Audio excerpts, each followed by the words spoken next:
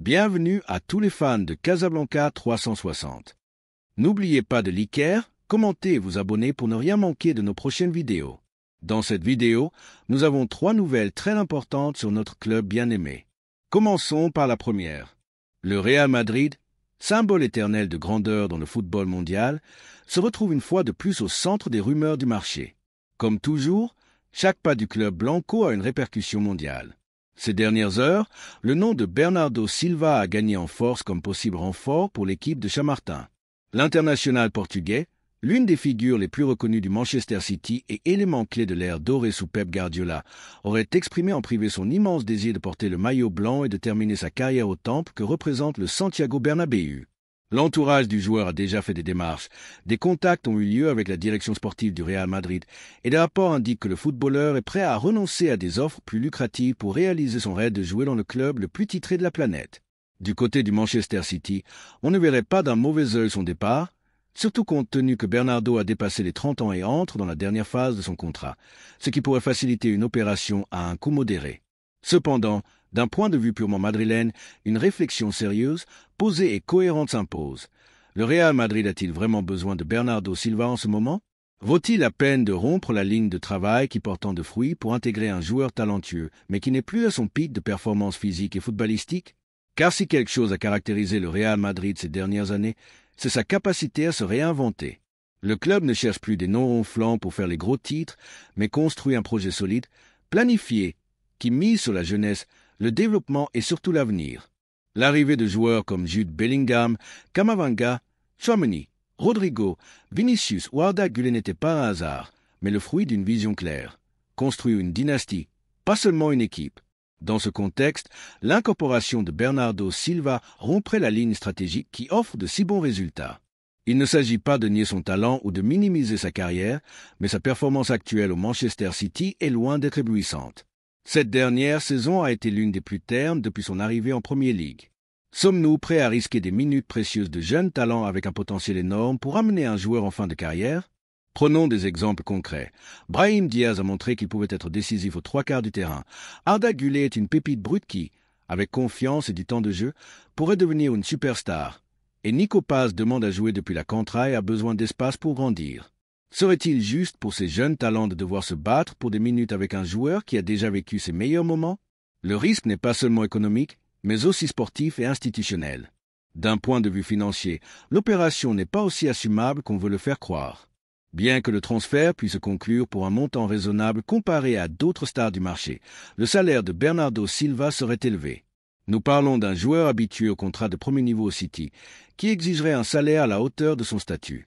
Vaut-il la peine de consacrer cette masse salariale à un footballeur de 30 ans avec peu de marge de revalorisation et sans garantie de continuité physique? Et au-delà de l'aspect économique, il y a la question footballistique. Le Real Madrid doit se renforcer, oui, mais pas à n'importe quelle position. Aujourd'hui, l'équipe réclame un avant-centre de premier niveau qui garantisse des buts et une présence dans la surface. Un profil comme celui d'Haaland, par exemple.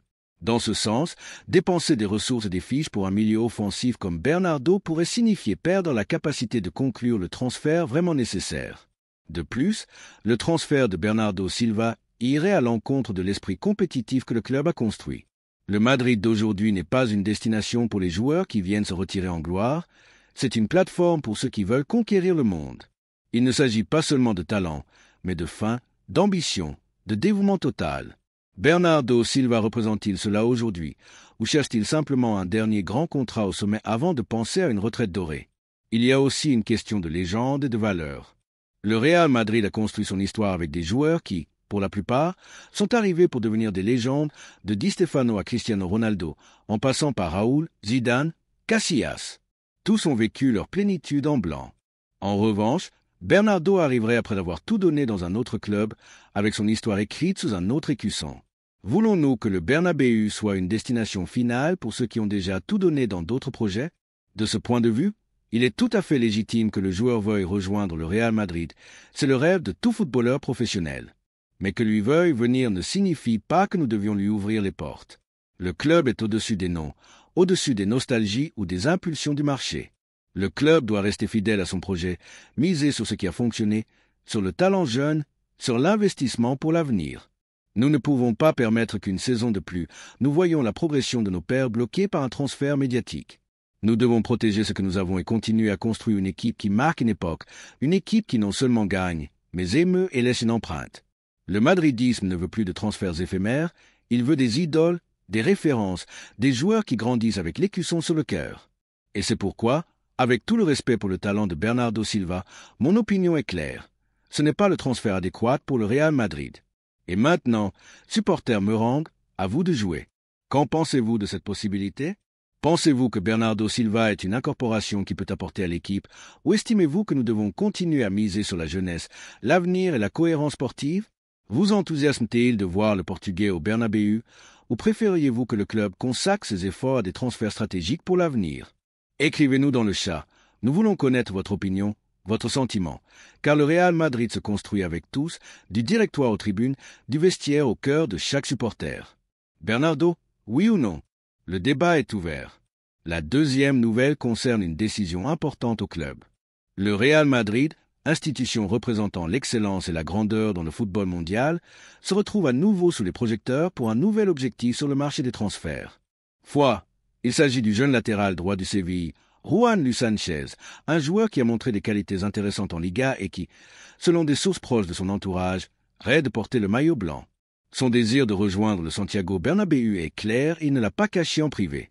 Cependant, du point de vue de ce que représente le Real Madrid et de son projet sportif actuel, il est pertinent de se demander si ce transfert est vraiment nécessaire, opportun et cohérent avec la philosophie d'avenir que le club a construite ces dernières années.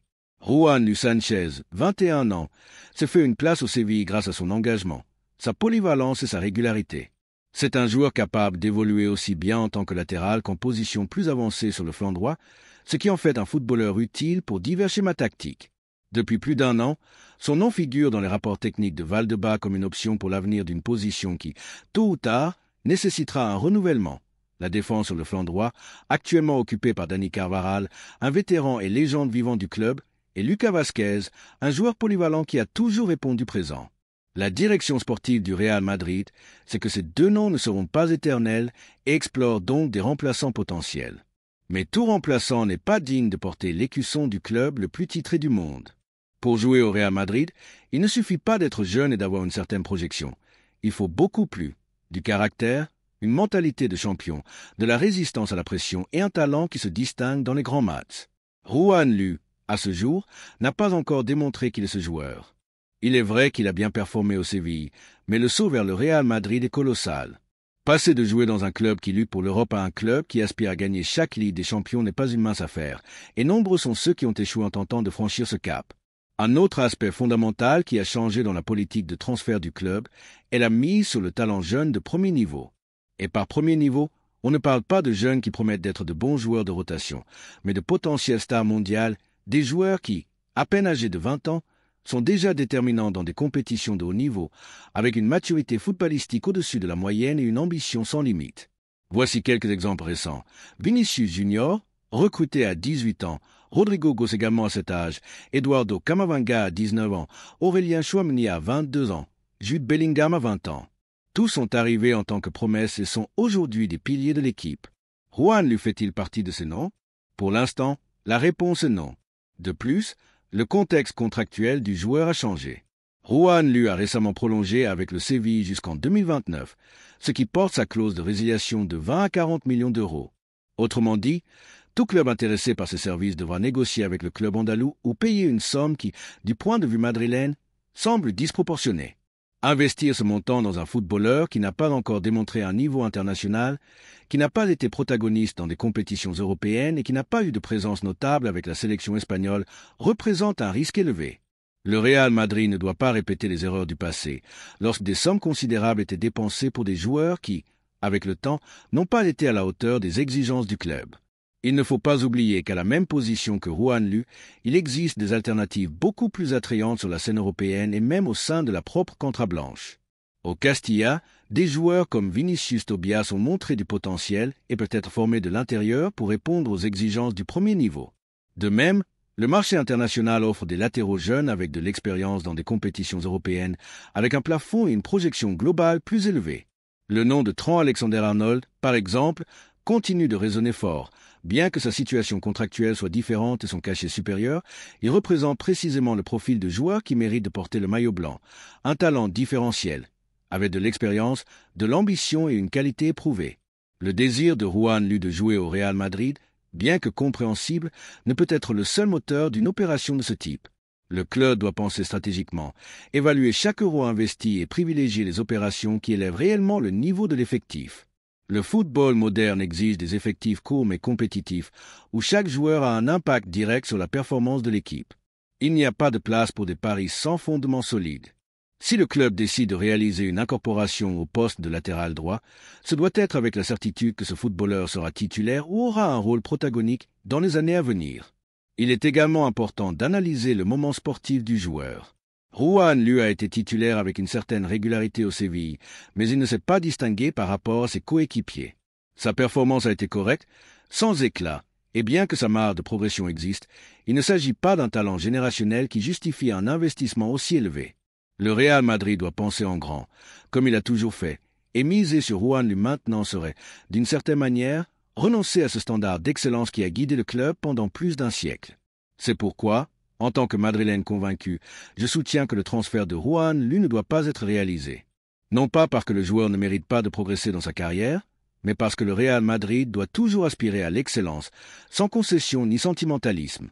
Le maillot blanc pèse lourd, et seuls les meilleurs sont appelés à le porter.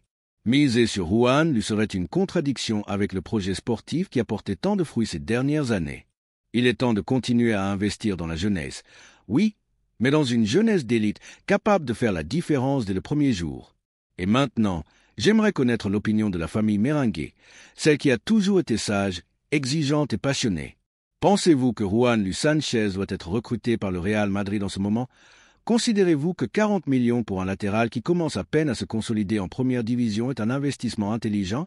Ou pensez-vous que le club doit maintenir sa ligne de transfert de jeunes avec une projection internationale éprouvée et miser sur le talent de sa propre contrat? Le débat est lancé. L'histoire du Real Madrid s'est toujours écrite avec des décisions fermes et l'ambition d'être les meilleurs. Chaque pas compte, chaque transfert a des conséquences, et chaque joueur qui foule la pelouse du Santiago Bernabéu doit être prêt à laisser une empreinte. Juan lui veut venir, mais la question que le club doit se poser est de savoir si son arrivée répond réellement aux besoins du présent et de l'avenir. Car au Real Madrid, comme toujours, on ne recrute pas par sympathie, on recrute pour gagner. La troisième nouvelle est un transfert historique pour le Madrid, une bombe qui secoue le football espagnol et le marché des transferts. L'Atlético de Madrid a jeté l'éponge dans le dossier Julián Álvarez. Le jeune attaquant argentin, champion du monde avec sa sélection et l'un des attaquants les plus prometteurs de sa génération, ne continuera pas au club rojiblanco malgré son arrivée récente au Metropolitano. Et comme toujours lorsqu'une étoile se libère à l'horizon du football européen, tous les regards se tournent vers une même destination, le Real Madrid. Florentino Pérez, toujours attentif à chaque mouvement stratégique, s'est déjà mobilisé pour explorer l'incorporation de l'attaquant argentin. Et cette fois, il ne s'agit pas d'une rumeur de plus. Depuis l'Argentine, la presse sportive donne pour acquis l'accord et assure que le désir du joueur est de porter le maillot blanc du club le plus grand du monde. Julián Álvarez est depuis longtemps dans le viseur de la Casablanca, depuis ses jours à River Plate, où il éblouissait en Copa Libertadores et se consolidait comme la nouvelle pépite du football argentin. Les recruteurs du Real Madrid avaient déjà noté son talent, sa polyvalence et sa personnalité compétitive. Ce n'était pas un hasard si, malgré sa jeunesse, il était l'un des référents offensifs du club Millonario et suscitait l'intérêt de la moitié de l'Europe. Mais c'est finalement le Manchester City qui s'est avancé, incorporant l'attaquant dans un mouvement qui semblait alors parfait. Cependant, l'histoire en Angleterre n'a pas été aussi brillante que prévu. Julián a eu de bons moments, marqué des buts importants et montré son niveau, mais il n'a jamais réussi à se consolider comme figure principale dans le schéma de Pep Guardiola, en grande partie à cause du protagonisme absolu d'Erling Haaland. C'est alors que l'Atlético de Madrid est entré en scène. Au Metropolitano, Julián a trouvé le contexte idéal pour se sentir protagoniste. Le schéma de Simeone lui a permis de retrouver des sensations, d'être titulaire indiscutable et de devenir l'une des pièces clés de l'équipe. En peu de matchs, son engagement en défense, sa capacité à générer du danger avec des mouvements intelligents et son instinct de buteur l'ont rapidement transformé en le joueur le plus décisif de l'équipe colchonera. Cependant, malgré ses grandes performances, le club rojiblanco n'a pas réussi à garantir sa permanence. Des sources proches de l'opération indiquent qu'il n'y a pas eu d'accord pour exécuter une option d'achat définitive et que l'Atlético n'est pas disposé à assumer un investissement de grande envergure. Par conséquent, Julián sera libre de chercher un nouveau destin, et ce destin, selon tous les indices, sera le Real Madrid. Florentino Pérez a identifié en Julián Álvarez une opportunité en or. Il ne s'agit pas seulement de renforcer l'effectif avec un grand joueur, mais de le faire avec un profil qui s'aligne parfaitement avec la philosophie du club, talent jeune, expérience internationale, mentalité gagnante et capacité à faire la différence dans les matchs importants. Julián est tout cela et plus encore. À 24 ans, il sait déjà ce que c'est que de jouer et gagner une Coupe du Monde, de compétir au plus haut niveau en Europe et de supporter la pression de clubs exigeants. Et surtout, il a faim. Faim de titres, de protagonisme, de laisser une empreinte dans un club avec une histoire. Depuis son entourage, les signaux sont clairs, le désir du joueur de porter le blanc. Julián admire l'histoire du Real Madrid, ses idoles, son stade, ses supporters. Il rêve de marquer des buts au Santiago Bernabéu, de lever des trophées européens et de faire partie d'une institution qui le considère comme une pierre angulaire de son projet. Et le plus important, il sait qu'au Madrid, il n'y a pas de place pour les conformistes. Ici, seuls ceux qui veulent être des légendes comptent, et il veut l'être. En Argentine, les médias sportifs affirment déjà que l'opération est pratiquement conclue. Les négociations avancent à bon rythme et le club blanc a déjà donné le feu vert pour préparer une offre formelle permettant aux joueurs de s'incorporer le plus tôt possible. Il ne s'agit pas d'un prêt ni d'un achat conditionnel.